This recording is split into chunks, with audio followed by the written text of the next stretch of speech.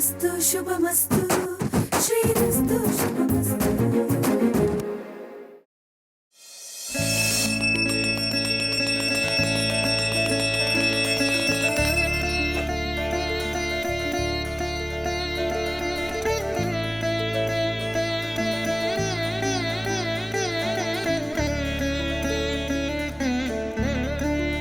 ಅರ್ಚಕರೇ, ಅನ್ನಪೂರ್ಣಮ್ಮ ಮತ್ತು ಶ್ರೀನಿಧಿ ಅವರ ಹೆಸರಲ್ಲಿ ಅರ್ಚನೆ ಮಾಡಬೇಕಾಗಿತ್ತು. ಮಾಡ್ಕೊಡ್ತೀನಿ. ಯಾವ ಅನ್ನಪೂರ್ಣ ಶ್ರೀನಿಧಿ ಹೆಸರಲ್ಲಿ ಅರ್ಚನೆ ಮಾಡಕ್ಕೆ ಹೇಳಿದ್ರಿ? ನಮ್ಮ ಬಾಸು ಮೇಡಮ್, ಅನ್ನಪೂರ್ಣಮ್ಮ ಮತ್ತು ಶ್ರೀನಿಧಿ ಅವರು. ಅವ್ರು ಇರಲಿಲ್ಲ ಅಂದಿದ್ರೆ ನಾನು ಇವತ್ತು ಈ ಸ್ಥಿತಿಲಿ ಬದುಕಕ್ಕೆ ಆಗ್ತಿರ್ಲಿಲ್ಲ. ಅವರಿಬ್ಬರು ನನ್ನ ಪಾಲಿನ ನಿಜವಾದ ದೇವರು. ಅದು ಹೇಗೆ? ನಾನು ತಂದೆ ತಾಯಿ ಇಲ್ದಿರೋ ಅನಾಥ. ನನ್ನ ಓದಿನ ಸಂಪೂರ್ಣ ಜವಾಬ್ದಾರಿನ ಅನ್ನಪೂರ್ಣಮ್ಮವರೇ ತೊಗೊಂಡು ನನ್ನನ್ನು ಓದಿಸಿದ್ದು. ಅಷ್ಟು ಸಾಲದು ಅಂತ ನನಗೆ ಶ್ರೀನಿಧಿ ಅವ್ರ ಕಂಪ್ನಿಲೇ ಕೆಲಸ ಕೊಡಿಸಿದ್ರು. ಕೈ ತುಂಬ ಸಂಬಳನೂ ಕೊಡಿಸ್ತಾ ಇದ್ದಾರೆ. ನಾನು ಅವ್ರಿಗೆ ಇಷ್ಟು ಕೃತಜ್ಞನಾಗದೇ ಇದ್ರೆ ಹೇಗೆ ಹೇಳಿ?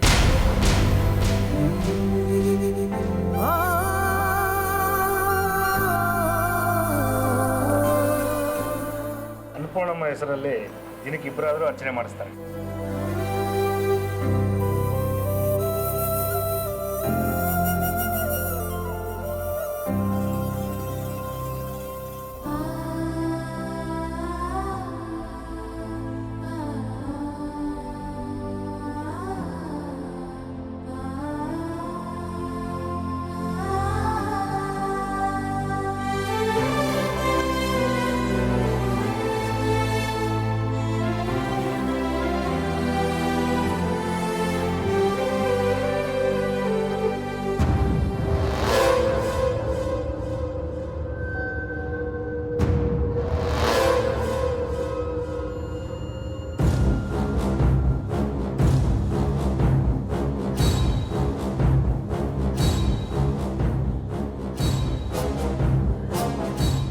ಆಲ್ತಿ, ಏನಾಯ್ತು ಅಮ್ಮ?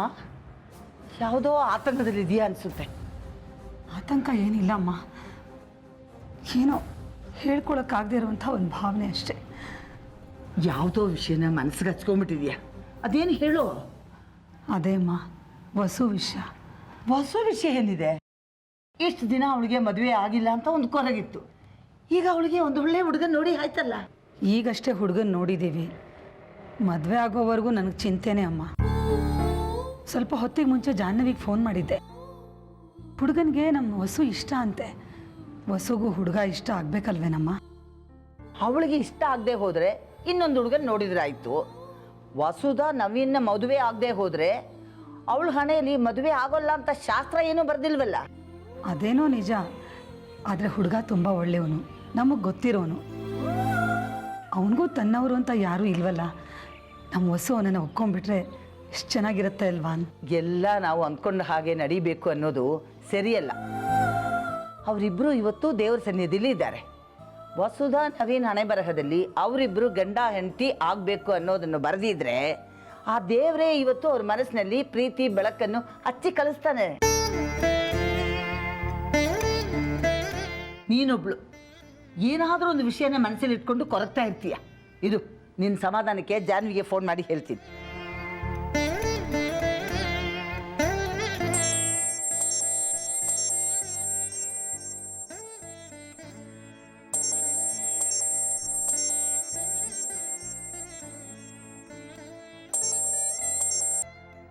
ಹಲೋ ಅಜ್ಜಿ. ಹಲೋ ಜಾನ್ವಿ, ನೀನು ಎಲ್ಲಿದೀಯಾ? ದೇವಸ್ಥಾನದ ಆಚೆ. ವಸು ಮತ್ತೆ ನವೀನು ಇಲ್ಲೇ ದೇವಸ್ಥಾನದಲ್ಲೇ ಇದ್ದಾರೆ. ಎಲ್ಲ ನಾವು ಅನ್ಕೊಂಡಾಗೆ ನಡೀತಿದ್ಯಾ? ಹೌದಜ್ಜಿ.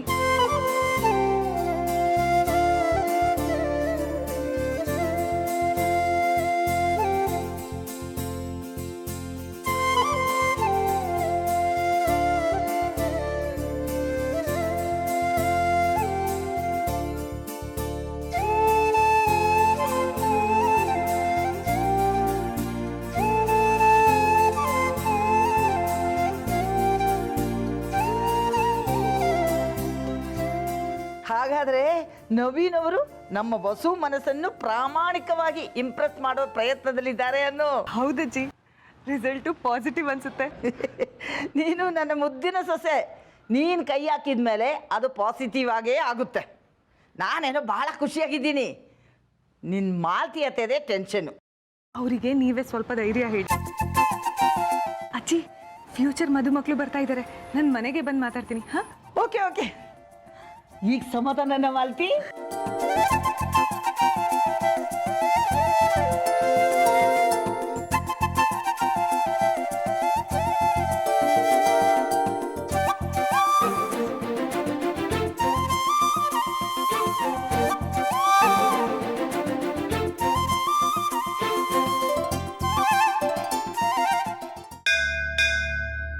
ಎಲ್ಲಿ ಹೋದ್ಲು ಇವಳು?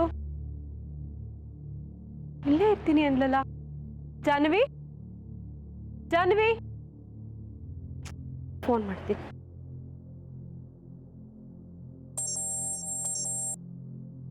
ಹಲೋ ವಸು. ಹಲೋ ಜಾಹ್ನವಿ, ಎಲ್ಲಿದ್ಯಾ ನೀನು?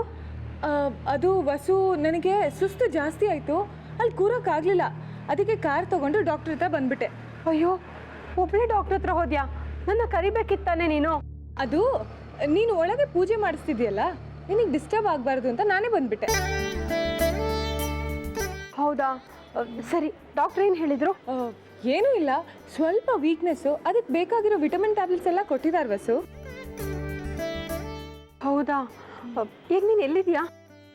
ಅದು ಡಾಕ್ಟರ್ ರೆಸ್ಟ್ ತಗೊಳ್ಳಿ ಅಂತ ಹೇಳಿದ್ರಲ್ಲ, ಕಾರ್ ತೊಗೊಂಡು ಮನೆಗೆ ಬಂದ್ಬಿಟ್ಟೆ. ಸಾರಿ ವಸು, ನೀವು ಯಾವ್ದಾದ್ರು ಆಟೋ ತೊಗೊಂಡು ಮನೆಗೆ ಬರ್ತೀರಾ? ಹಾಂ ಸರಿ, ನಾನು ಆಟೋದಲ್ಲೇ ಬರ್ತೀನಿ. ನೀನು ಹುಷಾರು.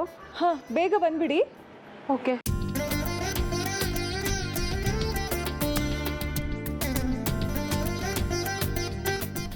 ನವೀನ್, ಅವ್ರಿಗೆ ಆಟೋ ಸಿಗೋಕ್ಕಿಂತ ಮುಂಚೆ ನೀವು ಹೋಗ್ಬಿಡಿ ಬೇಗ. ಸರಿ ಮೇಡಮ್, ಆಯ್ತು. ಓಕೆ.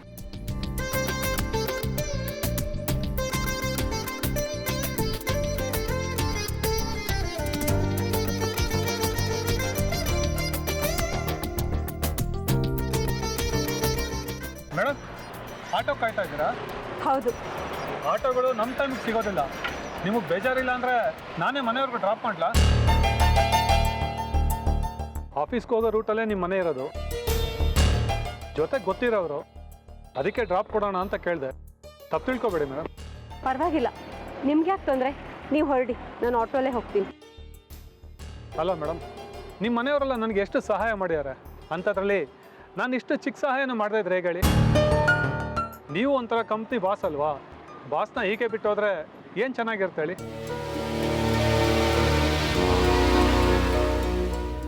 ಮೇಡಮ್, ಏನು ಯೋಚನೆ ಮಾಡ್ತಾ ಇದ್ದೀರಾ? ಏನಿಲ್ಲ, ನಡೀರಿ.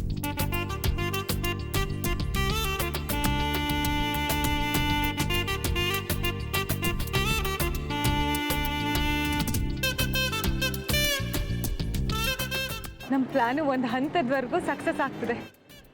ಇದು ಪೂರ್ತಿಯಾಗಿ ಸಕ್ಸಸ್ ಆಗೋ ಹಾಗೆ ಮಾಡಪ್ಪ.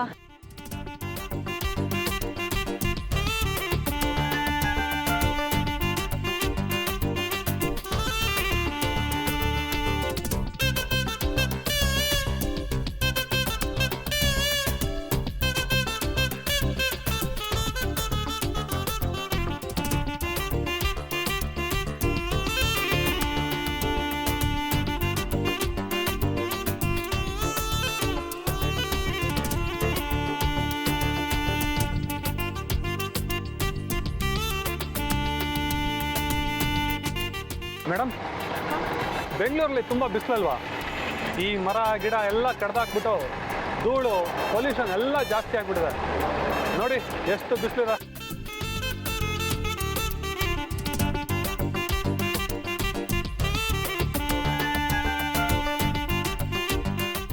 ಏನಾಯಿತು? ಚಳಿ ಆಗ್ತಾ ಇದಲ್ವಾ? ಹೇಗಿರು ನನಗೆ ಡ್ರಾಪ್ ಮಾಡೋಕ್ಕೆ ಮನೆಗೆ ಬರ್ತಿದ್ದೀರಲ್ವಾ? ನಮ್ಮ ಲಲ್ಟಕ್ಕಂಗೆ ಹೇಳಿ ಸ್ಟ್ರಾಂಗ್ ಕಾಫಿ ಮಾಡಿಸ್ಕೊಡ್ತೀನಿ. ಕಾಫಿ ಇಲ್ಲೇ ಕುಡಿಬೋದಲ್ವಾ? ಸರಿ, ನೀವು ಹೋಗಿ ಕುಡ್ದು ಬನ್ನಿ, ನಾನು ಇಲ್ಲೇ ಇರ್ತೀನಿ. ಅಲ್ಲ, ಬಾಸ್ನ ಈ ಥರ ರೋಡಲ್ಲಿ ನಿಲ್ಲಿಸಿ ನಾನು ಕಾಫಿ ಕೊಡ್ಕೊಂಡು ಬಂದರೆ ಏನು ಚೆನ್ನಾಗಿರುತ್ತೆ ಹೇಳಿ. ಮತ್ತೇನು ಮಾಡೋದೀಗ? ನೀವು ನೋಡಿದ್ರೆ ಈಗಲೇ ಕಾಫಿ ಕುಡಿಬೇಕು, ಅದು ಇಲ್ಲೇ ಅಂತ ಹೇಳ್ತಿದ್ದೀರಾ?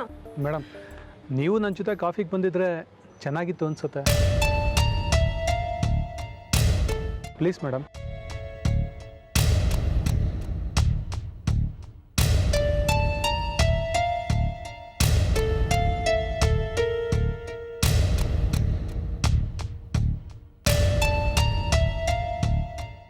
ಸರಿ ಆಯಿತು, ಬನ್ನಿ. Thank you madam, thank you. ಬನ್ನಿ ಮೇಡಮ್, ಬನ್ನಿ.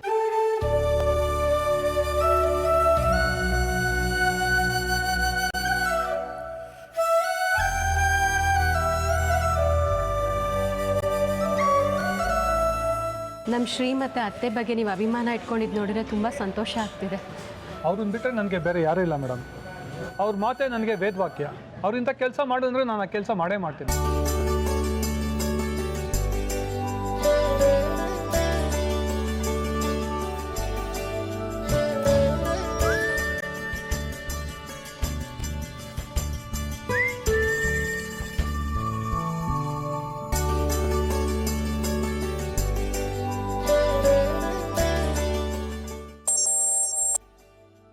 ಹಲೋ ಅತ್ತೆ. ಜಾಹ್ನವಿ, ಮತ್ತೇನಾದರೂ ಬೆಳವಣಿಗೆ? ನೀವು ಎಕ್ಸ್ಪೆಕ್ಟೇ ಮಾಡದೇ ಇರೋಷ್ಟು. ಅಂದರೆ ನಮ್ಮ ಹೊಸ ಹುಡುಗನ ಒಪ್ಕೊಂಡ್ಬಿಟ್ಲಾ? ಒಪ್ಕೊಂಡೇ ಒಪ್ಕೋತಾರೆ ಅನ್ಸುತ್ತೆ. ಒಪ್ಕೋತಾರೆ ಅಂದರೆ ಇನ್ನೂ ಒಪ್ಕೊಂಡಿಲ್ವಾ? ಅತ್ತೆ ಯಾಕೆ ಇಷ್ಟು ಅವಸರ? ನೋಡಿದ ತಕ್ಷಣ ಒಪ್ಕೋಬೇಕನ್ನೋ ರೂಲ್ಸ್ ಇದೆಯಾ? ಇಲ್ಲ, ಮತ್ತೆ ಏನೋ ಬೆಳವಣಿಗೆ ಆಗಿದೆ ಅಂದೆ. ಏನು? ಅತ್ತೆ, ನಮ್ಮ ಬಸ್ಸು ನವೀನ್ ಜೊತೆನೆ ಮನೆಗೆ ಬರ್ತಿದ್ದಾರೆ. ಹೌದಾ? ನಮ್ಮ ಬಸ್ಸು ಆ ಹುಡುಗನ ಜೊತೆನಾ? ಇದುವರೆಗೂ ನಮ್ಮ ಬಸ್ಸು ಶ್ರೀನ ಬಿಟ್ಟರೆ ಬೇರೆ ಯಾವ ಗಂಡಸರ ಜೊತೆನೂ ಆಚೆ ಹೋದವಳು ಅಲ್ಲ, ಬಂದವಳು ಅಲ್ಲ. ಈ ಥರ. ಅತ್ತೆ, ನವೀನೇನು ಬೇರೆಯವ್ರು ಅಲ್ವಲ್ಲ. ಅವ್ರ ಬಗ್ಗೆ ನನಗೆ ನಂಬಿಕೆ ಇಲ್ಲ ಅಂದರೆ ವಸುನ ಅವ್ರ ಜೊತೆ ಕಳಿಸ್ಕೊಡ್ತಿದ್ನಾ? ಅಯ್ಯೋ ಹಾಗಲ್ಲ ಜಾಹ್ನವಿ, ವಸುಗೆ ಅವನ ಬಗ್ಗೆ ಭರವಸೆ ಇದ್ದಿದ್ದಕ್ಕೆ ಅವನ ಜೊತೆ ನಮ್ಮ ವಸು ಬರ್ತಿದ್ದಾಳೆ ಅಂತ ನಾನು ಹೇಳಿದ್ದು. ಇರ್ಬೋದು, ಹಂಗಂತ ನಾವು ಯಾವುದೇ ಕನ್ಕ್ಲೂಷನಿಗೆ ಬರೋಕ್ಕಾಗಲ್ಲ. ಒಂದ್ಸಲ ಡ್ರಾಪ್ ತಗೊಂಡಿದ್ದಕ್ಕೆ ಮದ್ವೆಗೆ ಒಪ್ಕೊಂಡು ಬಿಡ್ತಾರೆ ಅಂತ ಅನ್ಕೊಳಕ್ಕಾಗುತ್ತಾ? ನೀನು ಹೇಳೋದು ನಿಜಾನೇ. ಅತ್ತೆ, ವಸು ಈಗ ನವೀನ್ ಜೊತೆ ಮನೆಗೆ ಬರೋ ಟೈಮು. ಈಗ ನಾವು ಫೋನಲ್ಲಿ ಮಾತಾಡ್ತಾ ಇರುವಾಗ ವಸು ಬರೋದು, ಅವ್ರಿಗೆ ನಮ್ಮ ಐಡಿಯಾ ಎಲ್ಲ ಗೊತ್ತಾಗೋದು, ಅವ್ರು ಅಪ್ಸೆಟ್ ಆಗೋದು, ಇದೆಲ್ಲ ಆಗೋದು ಬೇಡ ಅತ್ತೆ. ಸರಿ, ನಾನು ಅವಳು ಬರ್ತಿದ್ದ ಹಾಗೆ ಕೇಳ್ತೀನಿ, ಹುಡುಗ ಇಷ್ಟ ಆದ್ನಾ ಅಂತ. ಅತ್ತೆ, ನೀವು ಅರ್ಜೆಂಟ್ ಮಾಡೋಕ್ಕೆ ಹೋಗ್ಬಿಡಿ. ನಾವು ಇಷ್ಟು ದಿನ ಕೇಳಿದ್ದಾಯ್ತು. ಈಗ ಅವರಾಗೆ ಹೇಳೋವರೆಗೂ ನಾವೇನು ಕೇಳೋದು ಬೇಡ. ನೀವು ಓವರ್ ಆಗಿ ರಿಯಾಕ್ಟ್ ಮಾಡೋದು, ವಸುಗೆ ಡೌಟ್ ಬರೋದು, ಹೀಗೆಲ್ಲ ಆಗ್ಬಿಟ್ರೆ? ಹೌದು ಜಾಹ್ನವಿ, ಅವಳು ಕಣ್ಣೆದರಿಗೆ ಆ ಹುಡುಗನ ಜೊತೆ ಬಂದಿಳಿದ್ರೆ ನಾನು ಪ್ರಶ್ನೆ ಕೇಳದೆ ಇರೋಕ್ಕಾಗತ್ತಾ? ಅದಕ್ಕೆ ನಾನು ನನ್ನ ರೂಮ್ ಸೇರ್ಕೊಂಡ್ಬಿಡ್ತೀನಿ. ನೀನು ಮನೆಗೆ ಬಂದಮೇಲೆ ರೂಮಿಂದ ಆಚೆ ಬರ್ತೀನಿ, ಸರಿನಾ? ಸೂಪರ್ ಐಡಿಯಾ ಅತ್ತೆ, ಹಾಗೆ ಮಾಡಿ. ನಾನು ಬೇಗ ಮನೆಗೆ ಬಂದ್ಬಿಡ್ತೀನಿ. ಓಕೆ ಅತ್ತೆ, ಬಾಯ್.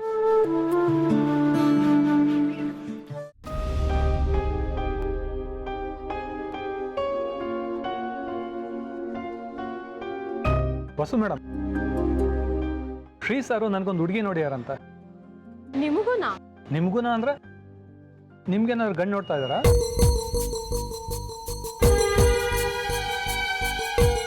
ನಾನು ನೋಡಿ ದಡ್ಡನ್ ಥರ ಕೇಳ್ತಾ ಇದ್ದೀನಿ. ನನ್ನಂಥ ಅನಾಥಂಗೆನೇ ಅವ್ರ ಹುಡುಗಿ ನೋಡ್ಯಾರ ಅಂದಮೇಲೆ ನೀವು ಅವ್ರ ಸ್ವಂತದವರು, ನಿಮಗೆ ನೋಡದೇ ಇರ್ತಾರಾ? ಸಾರಿ, ತಪ್ಪು ತಿಳ್ಕೊಬೇಡಿ.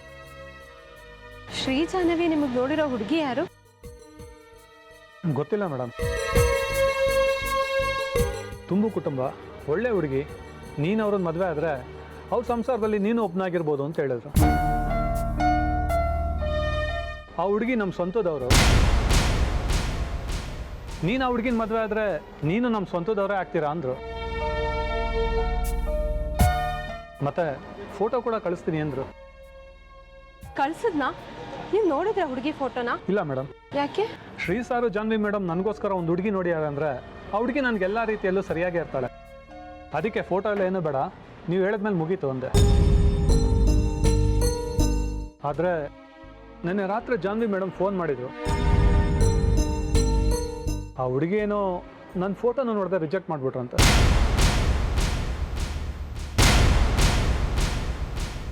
ಹೌದಾ? ನೋಡಿ ಮೇಡಮ್, ಎಂಥ ಬ್ಯಾಡ್ ಲಕ್ಕು. ಅದಕ್ಕೆ ಶ್ರೀ ಸಾರು ಬೇರೆ ಹುಡುಗಿ ನೋಡ್ತೀನಿ ಅಂತ ಹೇಳಿದ್ದಾರೆ. ನೀವೇನು ಹೇಳಿದ್ರಿ? ಹೇಳೋದೇನು ಬಂತು ಮೇಡಮ್, ಅವ್ರೇನು ಹೇಳ್ತಾರೆ ಅದನ್ನು ನಾನು ಮಾಡ್ತೀನಿ. ಅವ್ರೇನೇ ಮಾಡಿದ್ರು ನಾನು ಒಳ್ಳೇದಕ್ಕೆ ಮಾಡ್ತಾರೆ. ಅದಕ್ಕೆ ನೀವು ಹೇಗೆ ಹೇಳ್ತಾರೋ ಅದು ಮಾಡ್ತೀನಿ ಸರ್ ಅಂತ ಹೇಳ್ಬಿಟ್ಟಿದ್ದೀನಿ. ಹೌದಾ? ಶ್ರೀ ನನಗೆ ನೋಡಿರೋದು ಈ ಹುಡುಗನೇನಾ? ಹೇಗೆ ಗೊತ್ತು ಮಾಡ್ಕೊಳ್ಳೋದು? ಇವರನ್ನೇ ಕೇಳಿಬಿಡ್ಲಾ? ಹೇಗೆ ಕೇಳೋದು? ಹೌದು ಅಂತ ಹೇಳಿದರೆ ಏನು ಮಾಡಲಿ? ಇಲ್ಲ ಅಂತ ಹೇಳಿಬಿಟ್ರೆ ಛೇ.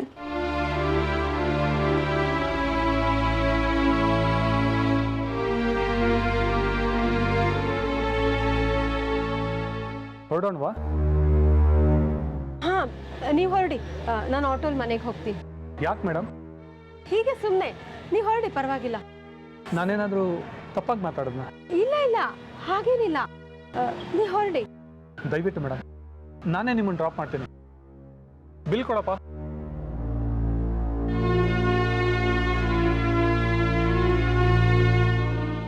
ಕೊಡಿ. ಇಲ್ಲ ನಾನು ಕೊಡ್ತೀನಿ. ಕಾಫಿ ಕರೆದಿದ್ದು ನಾನೇ ಬಿಲ್ ಕೊಡ್ತೀನಿ. ನಿಮ್ಮ ಮನೆಗೆ ಬಂದಾಗ ನೀವು ಬೇಕಾದ್ರೆ ಕಾಫಿ ಮಾಡಿಕೊಡಿ. ಆದರೆ ಬಡಪಾಯಿಂದ ಇಂಥ ಅವಕಾಶ ಕಿತ್ಕೋಬೇಡಿ. ಏನ್ರಿ ನೀವು ಇಷ್ಟೊಂದು ಮಾತಾಡ್ತೀರಾ? ಸಾರಿ ಮೇಡಮ್, ಏನಾದ್ರು ಬೇಜಾರು ಮಾಡೋದನ್ನ ಈ ವಿಷಯನ ಶ್ರೀ ಸರ್ಗೆ ಹೇಳ್ಬೇಡಿ ಮೇಡಮ್. ಶ್ರೀನ ಕಂಡ್ರೆ ಅಷ್ಟೊಂದು ಭಯನಾ? ಭಯ ಏನಿಲ್ಲ ಮೇಡಮ್, ಗೌರವ ಅಷ್ಟೇ. ಬನ್ನಿ ಮೇಡಮ್.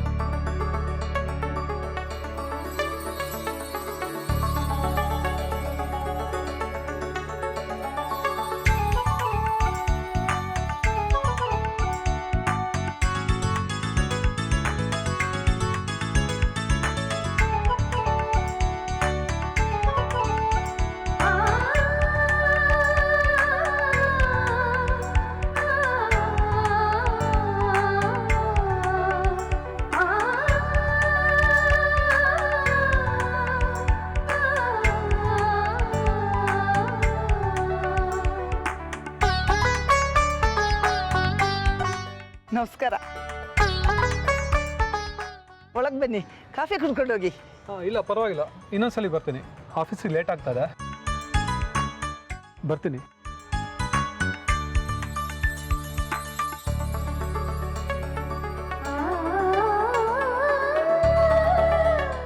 ಪಾಪ ಒಳ್ಳೆ ಹುಡುಗ. ಚಿಕ್ಕಂದಿನಲ್ಲೇ ಅಪ್ಪ ಅಮ್ಮನ ಕಳ್ಕೊಂಡ. ಹಾಸ್ಟೆಲ್ ವಾಸ, ಈಗ ಹೋಟೆಲ್ನಲ್ಲಿ ಊಟ ತಿಂಡಿ. ದೇವ್ರನವ್ರ ಅಪ್ಪ ಅಮ್ಮನ ಬೇಗ ಕರ್ಸ್ಕೊಂಡ. ಈಗ ಅವನ ಮನಸ್ಸಿನ ಅರ್ಥ ಬಾಳುವಂಥ ಹುಡುಗಿ ಸಿಕ್ಕಿದ್ರೆ ಸಾಕಪ್ಪ ದೇವ್ರೆ.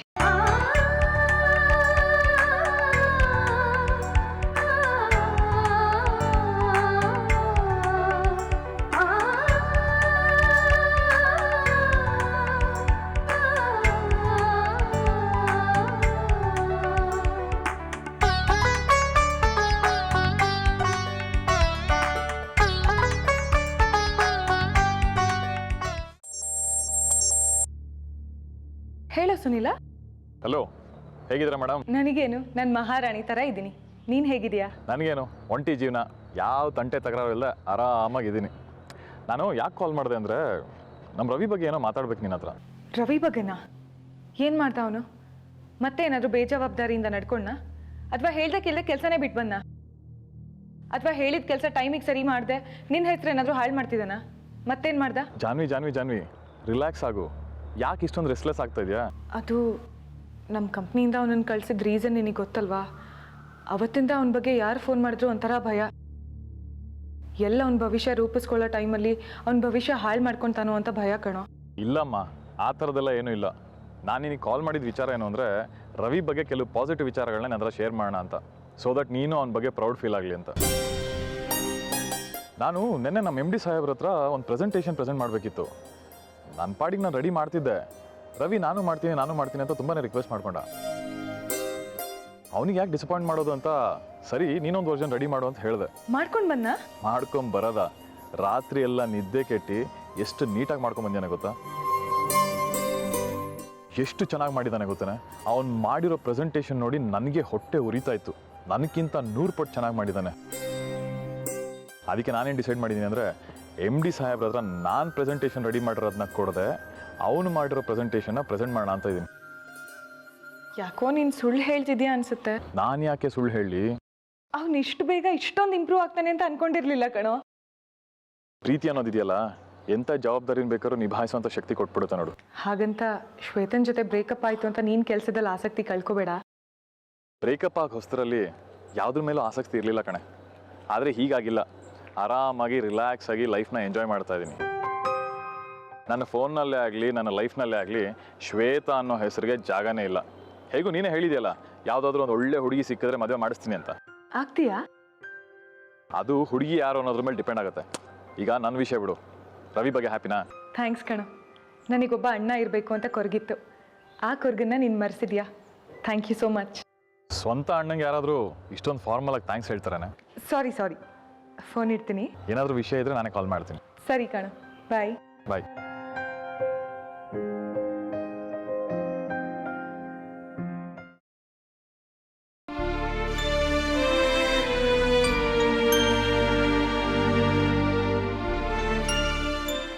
ಶ್ರೀ ಕೇಳಿದಾಗ ಮದುವೆ ಮಾತೆ ಆಡಬೇಡ ಅಂತ ಹೇಳಿಬಿಟ್ಟೆ, ಇವ್ರನ್ನೆಲ್ಲ ಬಿಟ್ಟು ದೂರ ಹೋಗಬೇಕಾಗತ್ತೆ ಅಂತ.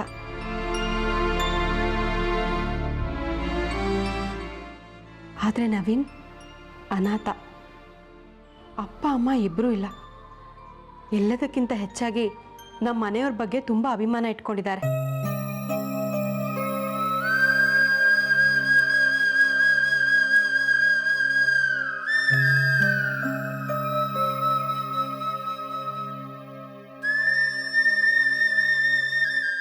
ಇಂಥವ್ರನ್ನ ಮದುವೆ ಆದರೆ ನಾನು ನೆಮ್ಮದಿಯಾಗಿರ್ತೀನಿ. ಈ ಮನೆ ಬಿಟ್ಟು ಹೋಗಬೇಕಾಗಿಲ್ಲ.